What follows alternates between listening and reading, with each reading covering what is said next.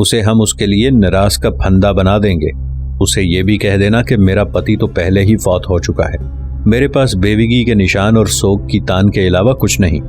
اگر اس نے آصف خان اور عادل خان دونوں بھائیوں کو ہمارے حوالے نہ کیا تو میں ایسے خوفناک انداز میں اس کے خلاف حرکت میں آؤں گی کہ اس کے سر پر سوگ کی راکھ، اس کے بالوں میں درد کی دھول اور اس کے من میں غموں کی بھاپ اچھالتی چلی جاؤں گی۔ اگر اسے یہ وہم ہو گیا ہے کہ وہ ہم پر حملہ آور ہو کر اپنے مطالبات منوانے میں کامیاب ہو جائے گا تو یہ اس کی بھول اور حماقت ہے۔ اس سے کہنا کہ ہم سے ٹکرانے کی کوشش نہ کرے، ساتھ ہی ہمارا مطالبہ فی الفور پورا کرے، یعنی آصف خان اور عادل خان دونوں کو ہماری طرف بھیج دے، ورنہ جب میں اپنے لشکر کے ساتھ اس کے خلاف حرکت میں آؤں گی تو اس کے جیون کے سارے مرحلے کھوٹے سکوں میں تبدیل کر دوں گی اور اس کے دیدوں کے کشکول میں دکھ کی شکنیں اور لہو کی بوندیں بھر دوں گی۔ یہاں تک کہنے کے بعد رانی درگاوتی خاموش ہوئی، پھر اپنے قریب بیٹھے اپنے سلطنت کے سیناپتی سنسار سنگھ کی طرف دیکھا اور اسے مخاطب کر کے کہنے لگی، سنسار سنگھ، کیا اس موقع پر تم ان قاصدوں کے پیغام کے جواب میں باز بہادر کو کوئی پیغام بھیجنا چاہتے ہو؟ جواب میں رانی کا سیناپتی مسکرایا اور مؤدب ہو کر کہنے لگا، رانی نے جو پیغام ان قاصدوں کو دے دیا ہے میرے خیال میں وہ کافی ہے، اور اگر باز بہادر نے اس پر عمل نہ کیا یا عمل کرنے میں تاخیر سے کام لیا تو پھر اس باز بہادر اور اس کی سلطنت کو ہم جڑ سے ہلا کر رکھ دیں گے۔ اپنے سیناپتی کے ان الفاظ سے رانی درگاوتی مسکراتے ہوئے مطمئن ہو گئی، پھر اس نے قاصدوں کو چلے جانے کا حکم دیا اور وہ مجلس اس نے برخاست کر دی۔ باز بہادر نے آصف خان اور عادل خان دونوں بھائیوں کو جو رہائش مہیا کی تھی ان میں ایک روز آصف خان اپنی تلوار کو صیقل کر رہا تھا، جبکہ عادل خان جو ابھی بچہ ہونے کے باوجود بہترین تیزن ہونے کے علاوہ عمدہ قسم کا تیر انداز بھی تھا، تیروں کی نوکیں رگڑ کر انہیں تیز کر رہا تھا۔ ایسے میں ان قاصدوں میں سے ایک ان کے پاس آیا جو باز بہادر کا پیغام لے کر درگاوتی کے پاس گئے تھے۔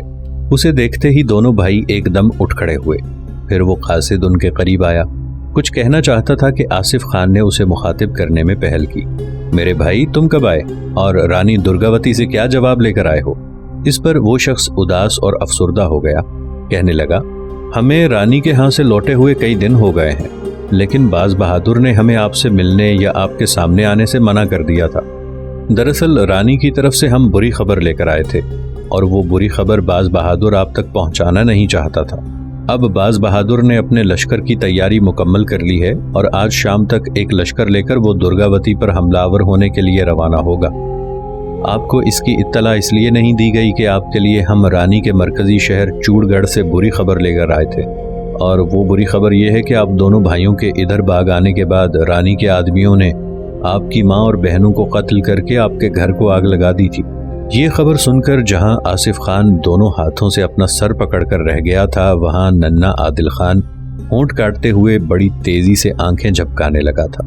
پھر وہ ایک طرف ہٹا، قرآن مقدس پر ہاتھ رکھا اور پھر اپنے بھائی کو مخاطب کر کے کہنے لگا، میرے بھائی گواہ رہنا، میں مقدس کتاب پر ہاتھ رکھ کر عہد کرتا ہوں کہ اگر قدرت نے مجھے موقع فراہم کیا تو میں اس رانی سے اپنی ماں، اپنے باپ اور اپنی بہنوں کے قتل کا انتقام ضرور لوں گا، اور اگر مجھے موقع نہ ملا تو میں اکیلا اس راج محل میں داخل ہوں گا اور رانی کا خاتمہ ضرور کر کے رہوں گا۔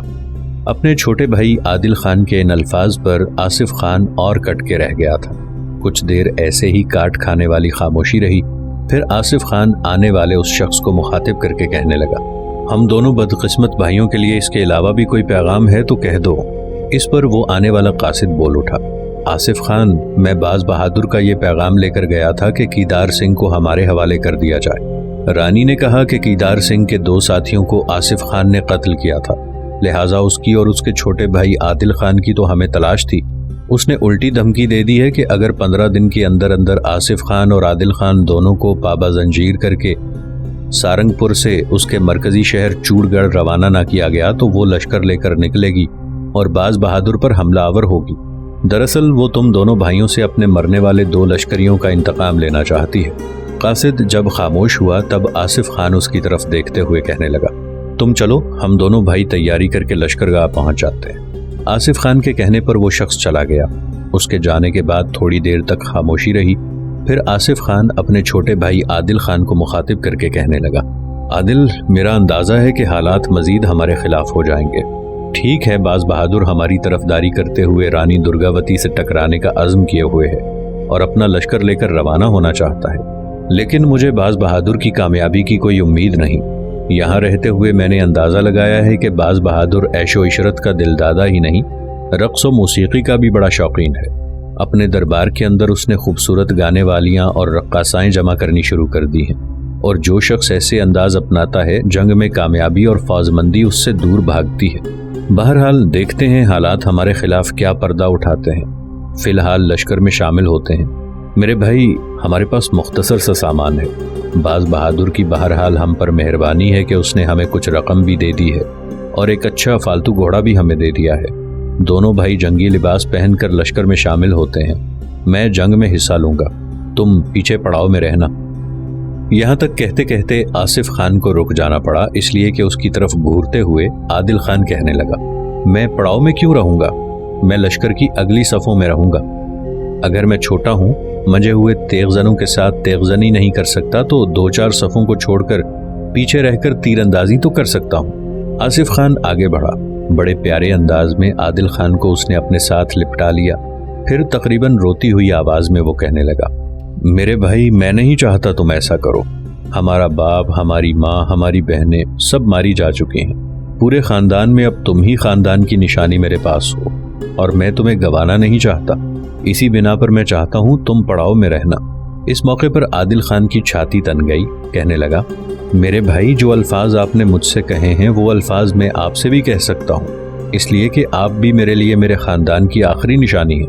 मेरे बड़े भाई हैं, मेरा बाप मारा जा चुका है और अब आप ही मेरे बाप की जगह हैं। मैं आपसे ये भी कह सकता हूँ कि आप पड़ाव में रहें, अपनी हिफाजत करें। मेरे भाई, मैं 2-3 सफ़ें छोड़कर पीछे रहूंगा और खुदावंद ने चाहा तो अपनी तीरंदाजी से रानी के कई लश्करियों को गिरा मारूंगा।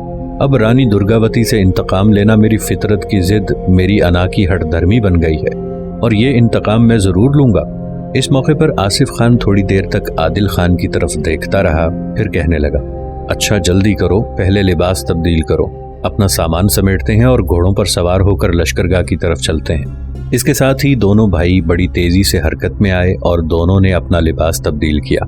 घर में जो उनके फालतू लिबास थे वो भी जल्दी जल्दी उन्होंने चमड़े की खरजीनों में डाले।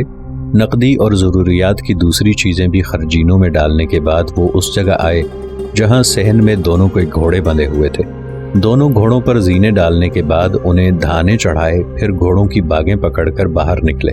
अपनी रिहाइशगाह को बाहर से ताला नहीं लगाया, वैसे ही जंजीर लगा दी थी, इसलिए कि घर में उनके पहनने के कपड़ों के अलावा रखा ही कुछ नहीं था, और वो कपड़े उन्होंने अपने साथ ले लिए थे।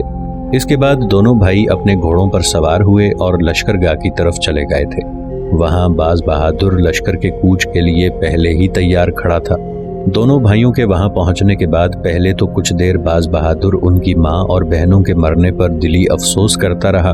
फिर दोनों भाइयों को मुखातिब करके कहने लगा, मेरे अजीजों, मैंने जो 2 अपने कासिद रानी दुर्गावती की तरफ रवाना किए थे, उनके अलावा मैंने अपने चंद मुखबिर भी रानी के इलाकों की तरफ रवाना किए थे, ताकि वो मुझे वहाँ के हालात की तब्दीली और रानी के इरादों से आगाह करें।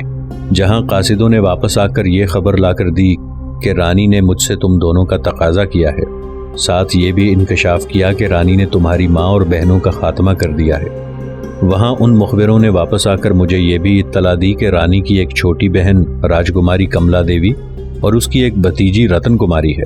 उन्होंने तुम्हारी माँ और बहनों के कत्ल की सख्त मुखालफत की थी और रानी को उन पर हाथ डालने से मना किया था, लेकिन वो बाज नहीं आई।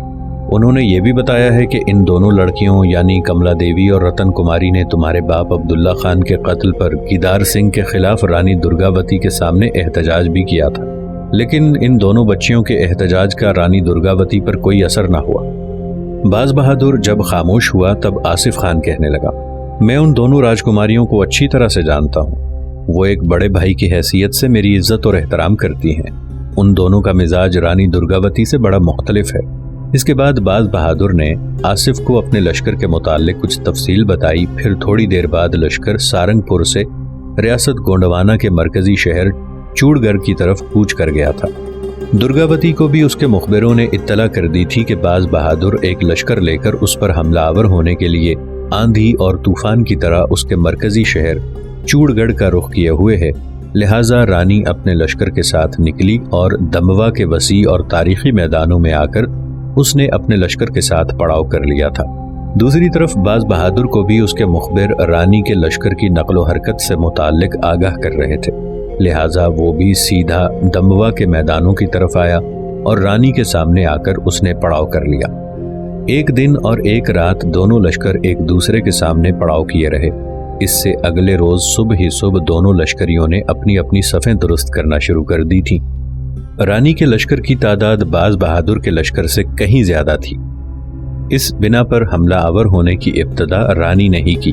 چنانچہ رانی درگاوتی اور اس کا سیناپتی سنسار دونوں اپنے لشکر کو حرکت میں لاتے ہوئے دشت جنوں سے نکلتے حشرات الارض اور کرب خیز وحشت کاری کرتے برساتی کیڑوں اور دور اندیشوں کے سیل بے اما اور اندیشوں کے سیل بے اما کی طرح حملہ آور ہو گئے۔ دوسری طرف باز بہادر اور اس کے سالار اور لشکری بھی جوابی کارروائی کرتے ہوئے غاروں کے اندھے دہانوں سے نکلتی اذیتوں کی ساعتوں، فنا کے لمحے پھیلاتی عذاب رتوں اور پانی کی تہوں تک کو اتھل پتھل کر دینے والے وحشی بے باک طوفانوں کی طرح حملہ آور ہو گئے تھے۔ دموا کے میدانوں میں دونوں لشکریوں کے اس طرح ٹکرانے سے بڑے بڑے سرکشوں کی سرکشی، بڑے بڑے بے مثال بخت آزماؤں کا مقدر، بے خوف ظالموں کی ستم کوشی اور بڑے بڑے سورماؤں کا تحور خاک و خون ہونے لگا تھا۔ تھوڑی دیر تک دونوں لشکریوں کے درمیان ہولناک جنگ ہوئی، لیکن جنگ کوئی زیادہ طول نہ پکڑ سکی۔ رانی کے لشکر کی تعداد بہت زیادہ تھی جو رنگ لائی۔ آخر باز بہادر کو رانی کے ہاتھوں بدترین شکست ہوئی اور باز بہادر اپنے بچے کچھ لشکر کو لے کر سارنگ پور کی طرف بھاگ گیا۔ جہاں تک آصف خان اور عادل خان دونوں بھائیوں کا تعلق تھا، باز بہادر کی شکست کے بعد وہ اس کے ساتھ سارنگ پور نہیں بھاگے۔ دونوں بھائیوں نے مشورہ کیا، پھر وہ اپنے گھوڑوں کو شمال کے رخ پر بھگاتے ہوئے میدان جنگ سے دور ہونے لگے۔ چند میل آگے جانے کے بعد ایک جگہ کافی بلند جھاڑ جھنکار اور سرکنڈے تھے۔ وہاں آصف خان نے اپنے گھوڑے کو روک دیا۔ اس کی طرف دیکھتے ہوئے عادل خان بھی اپنے گھوڑے کو روک چکا تھا۔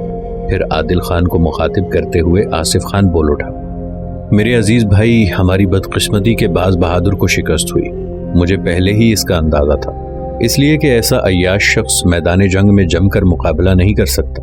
میں تمہیں لے کر سارنگ پور کی طرف اس لیے نہیں بھاگا کہ اب ہم وہاں دونوں بھائی غیر محفوظ ہو جائیں گے، اس لیے میں تمہیں ادھر لے کر آیا ہوں۔ ہو سکتا ہے باز بہادر کی اس شکست کے بعد رانی پہلے کی نسبت زیادہ سختی کے ساتھ باز بہادر سے ہم دونوں کا مطالبہ کرے۔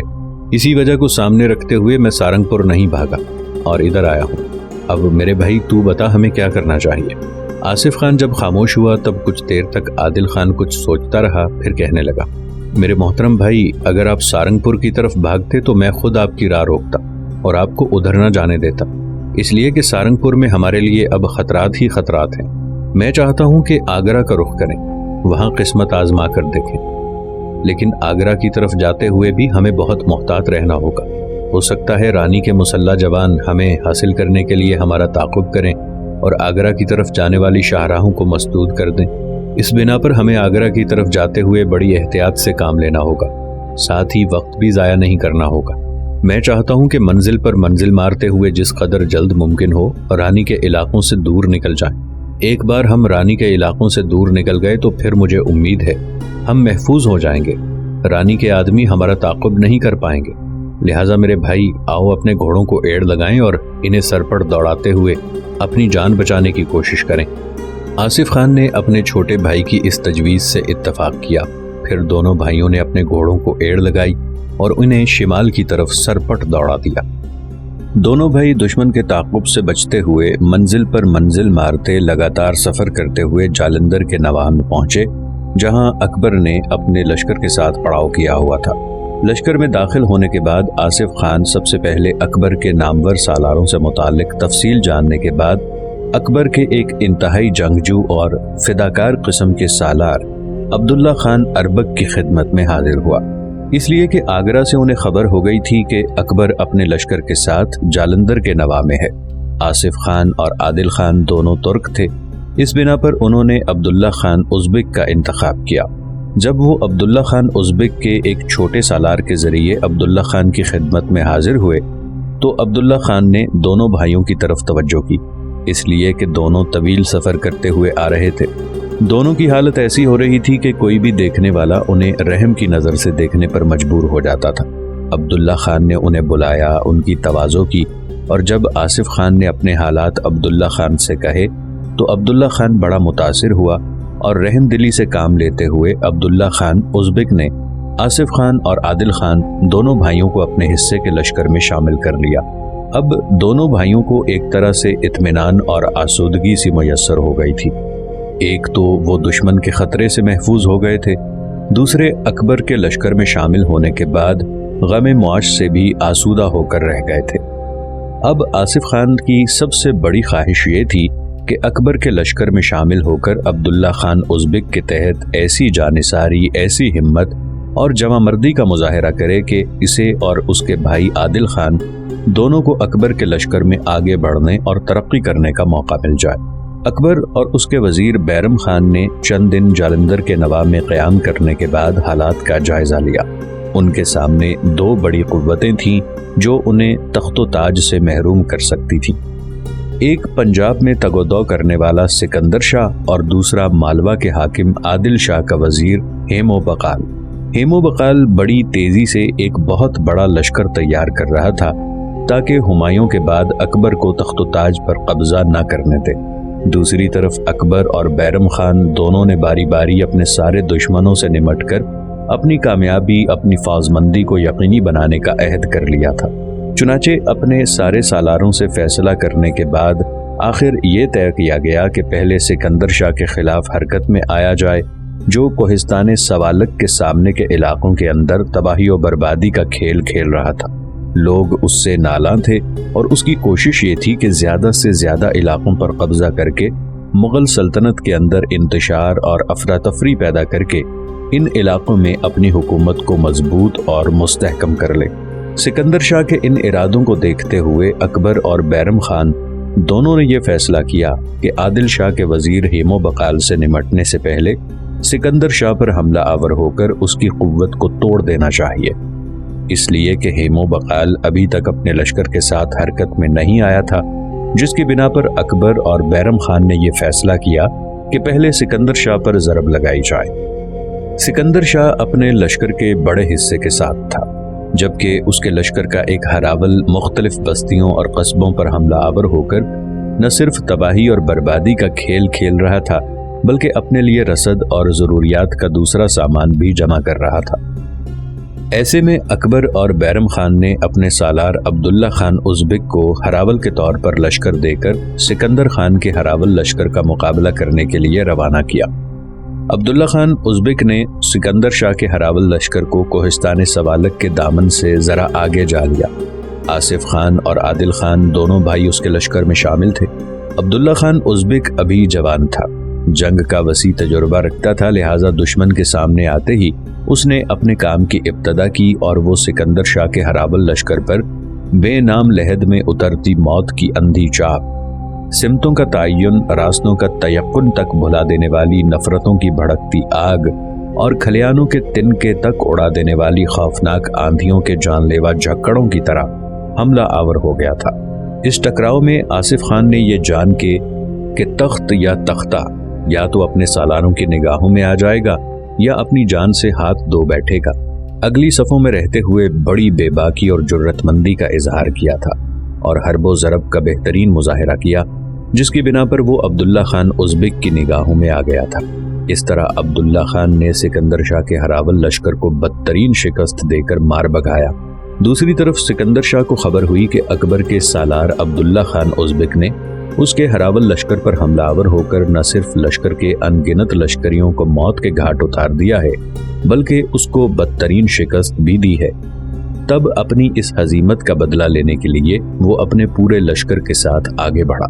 دوسری طرف اکبر اور بیرم خان بھی اپنے دیگر سالاروں اور باقی لشکریوں کے ساتھ وہاں پہنچ گئے۔ یوں کوہستان سوالک کے وسیع دامن کے اندر دونوں لشکر خوفناک آندھیوں کے جان لیوا جھکڑوں اور کالی راتوں کے طول میں تمناؤں کے سرابوں، وقت کی رفتار میں اندیشوں کی ریت اور جنوں خیز صحراؤں میں کرب خیزیوں کی برق کی طرح ایک دوسرے پر ٹوٹ پڑے۔ کوہستان سوالک کے سامنے دونوں لشکروں کے درمیان یہ ہولناک ٹکراؤ تھا۔ जिस वक्त दोनों लश्कर एक दूसरे से बुरी तरह टकरा रहे थे, सफ़ें एक दूसरे के अंदर घुस गई थीं। मौत चारों तरफ रक्स कर रही थी।